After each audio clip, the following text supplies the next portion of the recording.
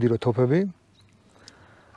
იქ არის ასე თუ ისე დაახლოებით 100 ვიდეო რგოლი და მეტწილად არის იარაღის მიმოხილვა. მე დავდებ მაგ ლინკს ამ ვიდეოს აღწერაში, რომ შევრდათ ნახოთ, ვიცაც სანადირო იარაღი გაინტერესებს. რითაც ვნადირობთ. დიახ. რატო უნდა აირჩიოთ თქვა ესეთი თოფი? ეგ გასაგები თოფი რაზე უნდა იყოს მორგებული? ადამიანზე, ბიუჯეტზე რასაკვირველია თორე ხლა ჰონლანი რო ალბათ ყველა ჯობია ვიცით, მაგრამ საშუალო ბიუჯეტის თოფებზე ვილაპარაკოთ რა და აი ეს თოფი შენ თოფია? დიახ, ეს პირველი ჩემი რა თოფია?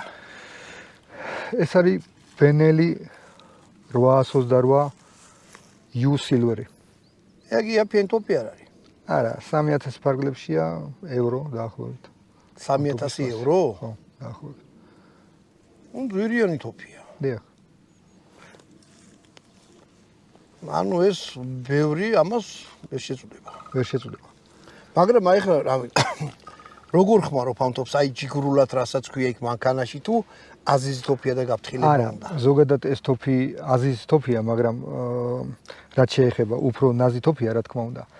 მაგრამ ნახეთ, უფრო მეტწილად არის მონადირეზე დამოკიდებული. ზოგი მონადირე არის უფრო აკურატული და აკურატულად ემყრობა იარაღს, ზოგი კიდე ნაკლებად აკურატულია, ვთქვათ.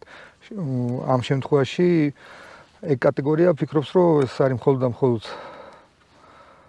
სანადირო იარაღი და არ უყვარს თვითონ თოფი. და უნდა მოეპყრო შესაბამისად. მე მინახია რომ მანქანაში დაბლა სიტუაციიდან თოფები ერთი მეორეზე და კი ბატონო.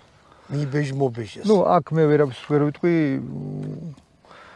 ყველა მონადირე თავად ირჩევს მეთოდს თუ როგორ მოეპყროს იარაღს, გაუფრთხილდეს მას, არ გაუფრთხილდეს. ეს მისი მივთია და რაც უნდა. რა თქმა უნდა, მისი ნებაა და ეს არის ორულიანი თოფი. აბა მაჩვენეთ ეხეში დამაჩენე რა. ახლო მოიტანე, ესა ნახე რა. აი ესა ნახეთ.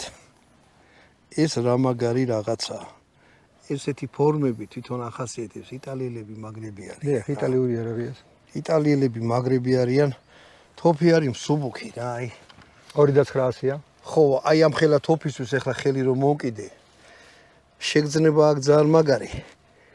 თვალზე ჯდება, წინ შუშემკრები აქ და ეს მოდი ახლა ეს ნახე რა უცნაური კონდახი აქ.